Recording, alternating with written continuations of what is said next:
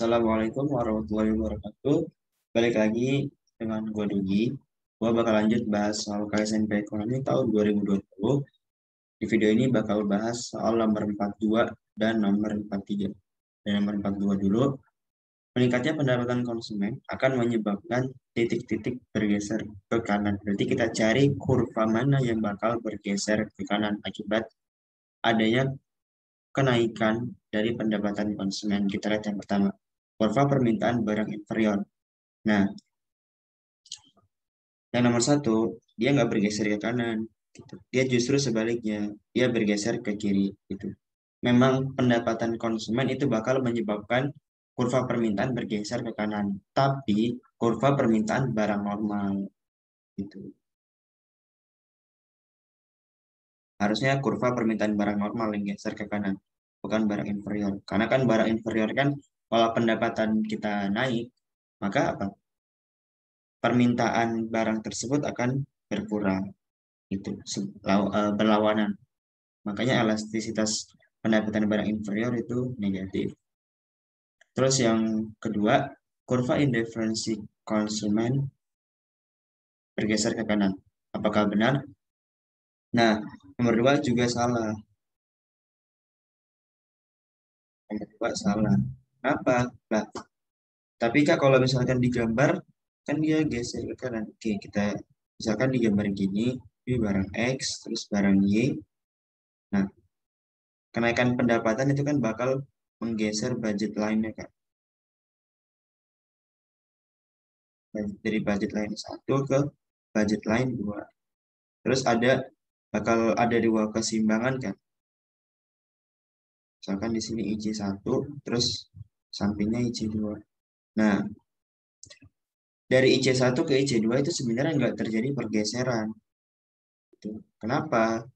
Karena sejatinya dari dulu itu memang udah ada IC2-nya. Jadi itu ada di konsep apa? Indifference map kan.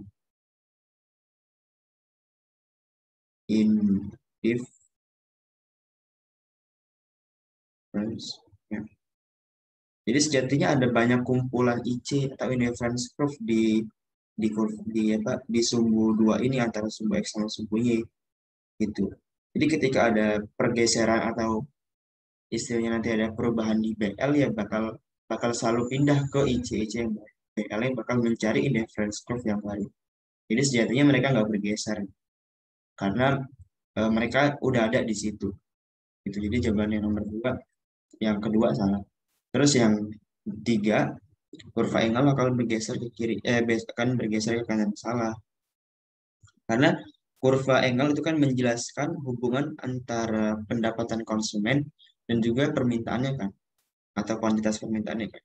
Jadi kalau misalkan digambar, sumbunya itu, sumbu vertikalnya income, I, terus sumbu horizontalnya itu Q.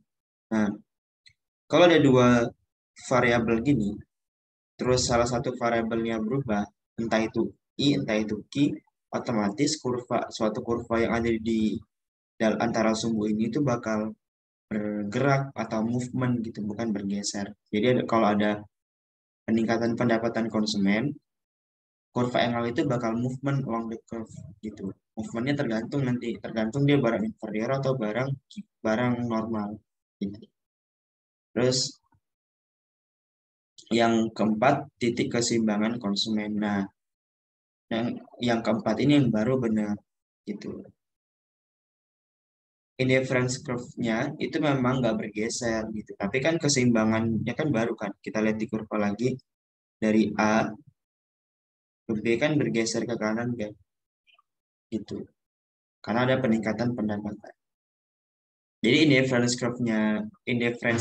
curve-nya itu nggak bergeser, dia cuma pindah doang. Tapi keseimbangan konsumennya yang bergeser. Jadi yang benar cuma yang pilihan 4. Berarti jawaban nomor 42 itu yang D. Itu. Terus nomor 43, persamaan antara pasar persaingan sempurna dengan pasar persaingan monopolistik adalah, kita lihat, antara PPS dan pasar monopolistik apa yang sama gitu. Yang pertama, besarnya indeks learner sama dengan 0. Ini salah ya. Karena yang indeks learnernya 0 itu cuman pasar persaingan sempurna. Pasar persaingan monopolistik nggak 0 gitu, tapi lebih besar dari 0 gitu. Karena mereka meskipun nggak punya, eh, meskipun dia nggak terlalu kuat kemampuan market powernya, tapi dia tetap punya gitu. Yang menyebabkan indeks learnernya nggak 0 gitu. Terus yang kedua, harus berproduksi pada saat penerimaan marginal sama dengan biaya marginal. Nah, yang kedua, ini sejatinya bukan cuman pasar persaingan sempurna dan pasar monopolistik kan, gitu. Tapi semua pasar demikian.